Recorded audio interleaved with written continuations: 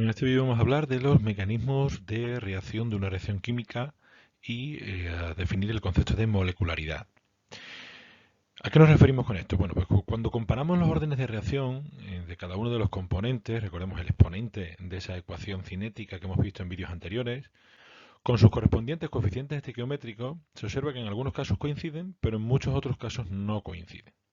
Esa falta de coincidencia se debe a que esas reacciones en las que no coinciden los exponentes de la ecuación cinética con los coeficientes de la ecuación química ajustada, esas reacciones transcurren en varios pasos, de tal manera que la reacción global está formada realmente por reacciones sencillas que se denominan etapas elementales, reacciones elementales o procesos elementales. Veamos un par de ejemplos. Aquí vemos un par de ejemplos. El primer caso, la reacción de descomposición del agua oxigenada. Y en esa reacción de descomposición del agua oxigenada vemos como el coeficiente del agua oxigenada es 1 y el exponente del agua oxigenada en la ecuación cinética es 1, por tanto en este caso sí coincide. Eso nos lleva a pensar pues, que este proceso se realiza en una única etapa. Sin embargo, en este otro proceso en el que se une el dióxido de nitrógeno con el flúor para formar esta sustancia, vemos cómo la velocidad, los exponentes, los órdenes parciales de ambos reactivos son 1 y 1, coincidiendo en el caso del flúor, pero no coincidiendo en el caso del dióxido de nitrógeno, puesto que el dióxido de nitrógeno tiene coeficiente 2 en la ecuación química y el exponente, sin embargo, es un exponente 1. Pues eso nos lleva a que esa segunda reacción se produce en diferentes etapas y a esa secuencia de etapas elementales es a lo que denominamos mecanismo de reacción. Por tanto, mecanismo de reacción se define como la serie de procesos elementales que da lugar a una reacción global. Y por tanto, procesos elementales, que vamos a denotar con las siglas PE, son todas esas transformaciones químicas por las que en una sola etapa se reagrupan los átomos de una o varias moléculas. Para entender bien el concepto de procesos elementales hemos de definir el concepto de molecularidad. Así entendemos por molecularidad de un proceso elemental al número de moléculas involucradas en la formación del estado de transición en un proceso elemental. Veíamos que para que se lleve a cabo esa reacción química hemos de pasar por un estado intermedio de alta energía y de corta duración, que es el estado de transición, en el cual pues se combinan moléculas de reactivos. ¿Cuántas moléculas? Bueno, pues esas son las que nos determina la molecularidad de ese proceso elemental. Se sabe que los procesos elementales suelen ser unimoleculares o bimoleculares, es lo normal. Un choque efectivo de esa teoría que veíamos de choques efectivos entre tres o más moléculas es altamente improbable. Sin embargo, de una única molécula que por condiciones de temperatura se rompan los enlaces o dos moléculas que choquen entre sí son bastante más probables. Por eso, la mayoría de procesos elementales se producen a partir de una molécula o de dos moléculas de reactivos. A diferencia de lo que ocurre con la reacción global, en la que pueden no coincidir, en la ecuación de velocidad de cada uno de esos procesos elementales, entendamos que cada proceso elemental es una reacción química individual que suma de todas esas reacciones químicas nos dan la reacción global. Bueno, pues cada uno de esos procesos elementales, su ecuación de velocidad, los exponentes sí coinciden con los coeficientes estequiométricos. En estos procesos elementales también vamos a ver que aparecen sustancias químicas intermedias, que no son reactivos ni productos, que se van a producir en un proceso elemental y se van a consumir en otro. Eso también nos da pie a entender qué proceso es el que nos va a marcar la ecuación cinética, puesto que no va a poder ser ninguno en los que en los reactivos aparezcan esas sustancias intermedias que no están en la reacción global. Lo veremos después con un ejemplo. Y además, si un proceso elemental transcurre mucho más lento que los demás, ese va a ser el que va a constituir la etapa determinante y por tanto el que va a marcar la ecuación cinética global, la velocidad de la reacción global. Veámoslos con diferentes ejemplos. En este primer caso vemos la reacción del monóxido de nitrógeno con el ozono. Bueno, esto es una reacción que da lugar a dióxido de nitrógeno y a oxígeno y se sabe que es una reacción elemental. es una reacción bimolecular en la que esas dos moléculas que tenemos ahí chocan entre sí mediante un choque eficaz y en ese choque eficaz llegamos al estado de transición que desencadena en la formación de productos. Directamente esto es un proceso elemental que coincide con la reacción global del proceso que estamos estudiando. Pero no siempre es así. Veamos un caso en el caso de un mecanismo de reacción. La mayoría de las reacciones tienen lugar en varias etapas. Por ejemplo, la siguiente reacción tiene lugar en dos etapas elementales. Esta reacción global del hidrógeno combinado con el cloruro de yodo para dar yodo y cloruro de hidrógeno, en el que si se tuviese lugar en una única etapa tendrían que combinarse tres moléculas, y hemos dicho que eso es altamente improbable, se sabe que tiene lugar a partir de dos etapas consecutivas. ¿Cuáles son esas etapas? Bueno, pues hay un mecanismo con un paso lento seguido de otro rápido. El primer paso, el paso lento, es la unión del hidrógeno con el cloruro de hidrógeno para formar yoduro de hidrógeno y cloruro de hidrógeno. Y un segundo paso en el cual el yoduro de hidrógeno que se ha formado en la primera etapa, que es una sustancia intermedia, se descompone, se reacciona ahora con otro cloruro de yodo para formar yodo y cloruro de hidrógeno. Por tanto, esta sustancia intermedia que aparece en un proceso elemental desaparece en otro. ¿Cuáles serían las ecuaciones de velocidad de ambos procesos? Bueno, pues las ecuaciones de velocidad de ambos procesos serían las que mostramos ahí en pantalla. Para el primer proceso, pues sería del tipo K por la concentración de hidrógeno y por la concentración de cloruro de hidrógeno. ¿Elevado a cuánto? A sus coeficientes. Recordemos que al tener coeficientes 1 y ser procesos elementales, porque nos lo dicen que son procesos elementales, los coeficientes coinciden con los exponentes de la ecuación cinética. Y en este otro caso, los coeficientes 1 y 1 coinciden con los exponentes de la ecuación cinética. Y esas dos ecuaciones, si nos damos cuenta y las sumamos, pues obtenemos la ecuación general, la ecuación global. Por tanto, sí es verdad que estos dos mecanismos pues pueden ser representativos de esa ecuación global. Como hemos dicho, el primer paso es el paso lento. Y anteriormente hemos también explicado que cuando un paso es lento, ese es el que determina la velocidad de la reacción, puesto que el otro es prácticamente instantáneo. Una vez que se ha desencadenado el primer paso, el segundo es prácticamente instantáneo. Por tanto, la velocidad de la reacción global va a venir marcada por la velocidad del paso determinante. Y así, la ecuación de velocidad va a ser igual a la velocidad de ese paso determinante, igual a K1 por la concentración de H2 por la concentración de cloruro de yodo. Por tanto, para que se dé el paso 2 hace falta que se produzca yoduro de hidrógeno en el paso 1, siendo el proceso elemental 2 más rápido y en cuanto se produce yoduro de hidrógeno en el proceso elemental 1, se consume inmediatamente en el 2. Por tanto, el proceso elemental 1, es decir, el paso lento, es el que determina la velocidad de la reacción. Esto explica que ésta sea de primer orden respecto al hidrógeno y al cloruro de yodo y de segundo orden global. Por eso tenemos esta ecuación que no coinciden sus exponentes con los coeficientes de la ecuación global, puesto que esto es un mecanismo de reacción y no un proceso elemental, y sí coinciden con los del proceso elemental más lento, que son estos dos de aquí.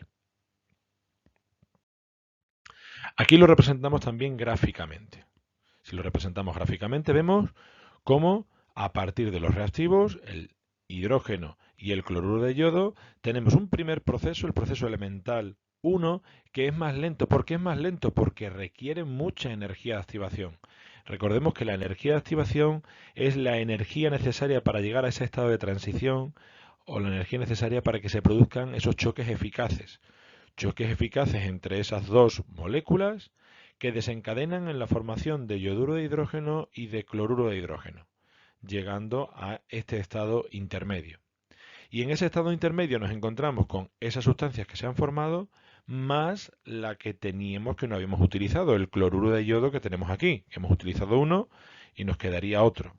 Ese estado intermedio requiere poca energía de activación. Aquí vemos que la energía de activación de esta segunda etapa, de este segundo proceso elemental, es muy pequeña. Por tanto, eso nos da pie a confirmar que este proceso es muy rápido. Este segundo proceso es muy rápido.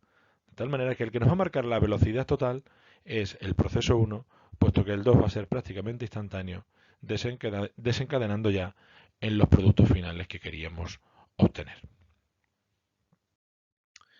Veamos un par de ejercicios. Nos dicen en este ejercicio: la reacción A más B para dar C es un proceso elemental. Responda razonadamente a las siguientes cuestiones. ¿Cuáles son las unidades de la velocidad de reacción? Bueno, en este caso no es porque sea proceso elemental, sino bueno, un problema también de cinética, y por tanto nos piden que calculemos, que expresemos cuáles son las unidades de la velocidad de reacción. Hemos de tener en cuenta que en la ecuación cinética de una reacción cualquiera, por ejemplo en este caso, que sería V igual a K por la concentración de A por la concentración de B, elevado a m y a n, pero ¿cuánto vale m y n si nos dicen que es un proceso elemental? Pues coincide con sus coeficientes. Como los coeficientes son 1 y 1, pues los exponentes son 1 y 1. Las concentraciones siempre se expresan en mol partido por litro y en mol partido por litro. Y lo que varía sus unidades es la constante, que en función del orden global va a tener unas unidades u otras. Pero la velocidad siempre tiene unas unidades, siempre tiene las mismas unidades. ¿Cuáles son esas unidades? Pues la que me miden la variación de la concentración en el tiempo. Por tanto, serían mol partido por litro en cada segundo. O lo que es lo mismo, expresado de otra manera, mol por litro menos 1, segundo menos 1. Apartado B. Escribe la expresión de velocidad en función de las concentraciones. Ya la tenemos expresada. ¿Vale? El apartado B sería pues eso que hemos mostrado hoy. V igual a K por la concentración de A y concentración de B, porque es un proceso elemental. C.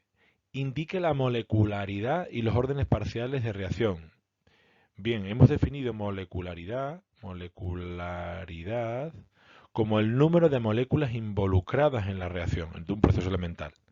¿Cuántas moléculas hay? Pues si miramos la ecuación hay una de A y una de B. Por tanto, molecularidad es 2, es una reacción bimolecular. ¿Y órdenes parciales de reacción? Bueno, pues los órdenes parciales serían 1 respecto de A y 1 respecto de B. Y el orden global es la suma de exponentes, que es 2. Aunque no me lo piden, pero lo decimos. Apartado D, dice, ¿se modifica la velocidad de la reacción si las concentraciones iniciales de A y de B se mantienen constantes, pero cambia la temperatura del experimento? Lo vamos a ver en el siguiente vídeo, donde veamos las propiedades de la velocidad de las reacciones químicas. Y aunque ya lo hemos dicho anteriormente, la constante depende de la temperatura. Depende de T. De tal manera que si varía T, si varía la temperatura, varía la constante, aunque las concentraciones se mantengan constantes. Por tanto, si varía la constante, sí varía la velocidad.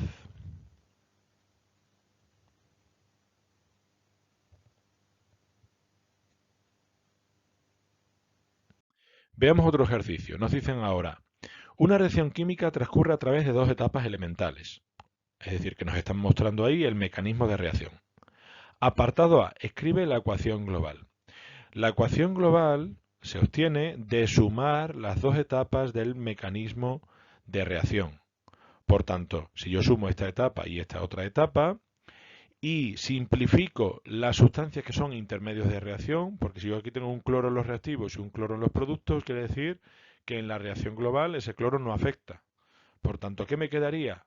Pues me quedaría NO2Cl de la primera reacción más otro de la segunda, por tanto 2 más Cl, pero ese Cl se simplifica con ese otro, daría lugar a NO2 más NO2, 2NO2 más Cl2 que tenemos aquí. Esa sería la ecuación global. Apartado B. Indique la molecularidad de la etapa determinante de la velocidad. La etapa determinante